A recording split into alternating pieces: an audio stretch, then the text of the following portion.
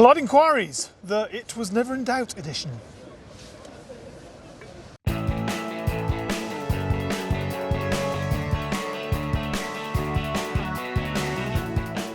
Our friend Ronald D. Sampson asks, Hello, Ronald.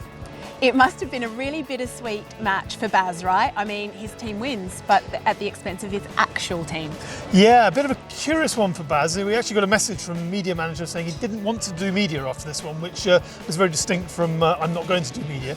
It's a bit of an awkward one, you know. He could have been crowing about the new regime, but it would have been a little bit rubbing the salt in the wounds of his beloved Kiwis. So yeah, I suspect lie low, enjoy it privately, weep privately, and come back at Trent Bridge and do it all again, and then maybe speak at the end of the series. That's probably safer, isn't it?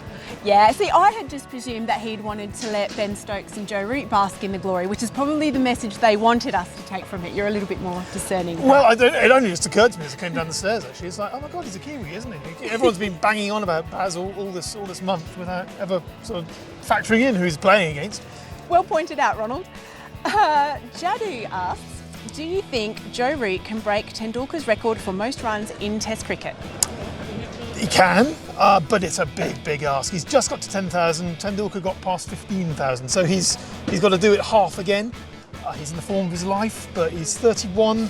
I mean, you'd have to bat on till 35 at least, and score 1,000 runs a summer, a year to get there. It's a big ask.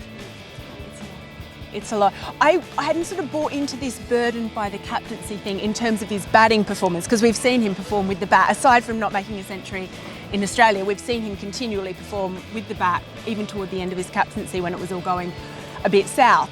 But now, unburdened by the captaincy in terms of not having to do all the sundry stuff that goes with it, you know, maybe that gives him a bit more of a chance perhaps as well. Yeah, the other thing to consider though, with his captaincy as well, the speed with which things change. It was only back in March, Root was adamant, I'm going to carry on being captain. Overnight he changed his mind. One day he'll wake up and think, you know what, I don't want to do this anymore. And he may be 10,000 runs away, or maybe 5 runs away. Who knows? Sudarshanan asks, do England always need Ben Stokes and New Zealand to come together at Lord's to pull off tough wins? Well, it could be Ben Stokes in Australia at Headingley, or it could be Jos Buttler in Pakistan at Old Trafford, wasn't it? I mean, yeah, it was fun though. It was fun. Stokes did say in his post-match that he sort of these moments tend to follow him around at this ground against this team, though, didn't he? Oh my God, the amount of jam that he has used up in the course of two matches against New Zealand, though, it's very sticky. Real Cricket wants to know, if you had to pick any of the Fab Four to play for your team right now, who would you pick?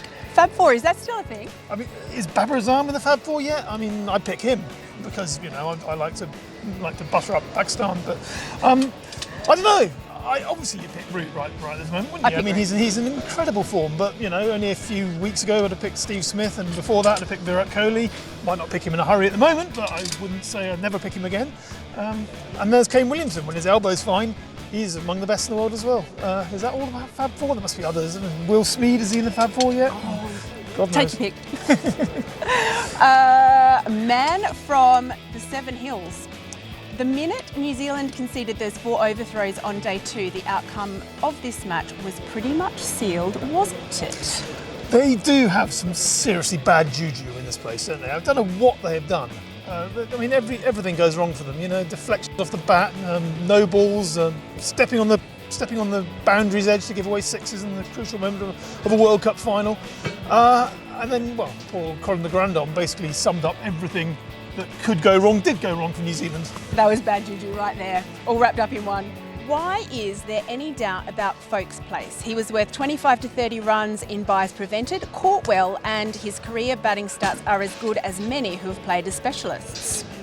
Now, I think Foakes is looking good, right, at the minute. He batted maturely today, stuck with Joe Root through, you know, the morning when I think a lot of pessimistic, hardened England fans were expecting some sort of a collapse. They just got on with their business, you know, Foakes as much as Root.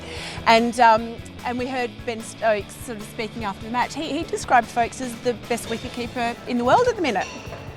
I mean, he is. The only trouble with Foakes is that England are very, very wedded to their two other really, really good wicketkeeper batsmen, Johnny Bairstow and Joss Buttler. They can't work out which of those two is the best wicketkeeper batsman, let alone the best wicketkeeper, who's not quite the best batsman.